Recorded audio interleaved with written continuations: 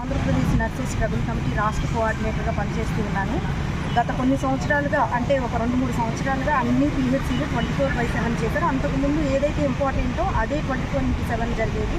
ఇప్పుడు గత ప్రభుత్వంలో అన్ని PHCలు 24/7 జరగాలనే ఒక జీవో తీసుకొచ్చారు. దానివల్ల స్టాఫ్ అయితే సఫిషియెంట్గా లేకపోవడం వల్ల ఇద్దరు స్టాఫ్లు ఉన్న చోట 12 అవర్స్ డ్యూటీ చేయాల్సి వస్తుంది. PHCలో అనేక సమస్యలు ప్రతి స్టాఫ్ నర్సు ఎదుర్కొంటుంది కనుక ఈ విషయాల మీద DMHO మేడంకి విన్నవించుకోవడానికి వచ్చాము.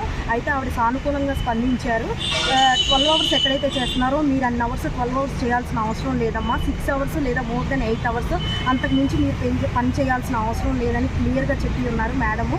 సో దయచేసి మా ప్రాబ్లమ్స్ అర్థం చేసుకుని మెడికల్ ఆఫీసర్స్ మాకు సానుకూలంగా స్పందించి మా ప్రాబ్లమ్స్ని వెంటనే పరిష్కరించాలని మెడికల్ ఆఫీసర్స్ని కోరుకుంటున్నాము.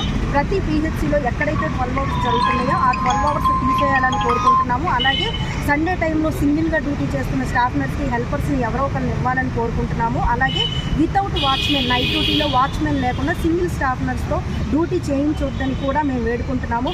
మెడికల్ ఆఫీసర్స్ స్టాఫ్ నర్సెస్ ప్రాబ్లమ్స్ని అర్థం చేసుకుని మాకు మీరు వీలుగా స్పందించాలని, మా ప్రాబ్లమ్స్ని సాల్వ్ చేయాలని DMHO మేడం కూడా మాకు సానుకూలంగా స్పందించారు కనుక ఆవిడ కూడా సానుకూలంగా స్పందించడం వల్ల మీకు కూడా విన్నవించుకుంటున్నాము.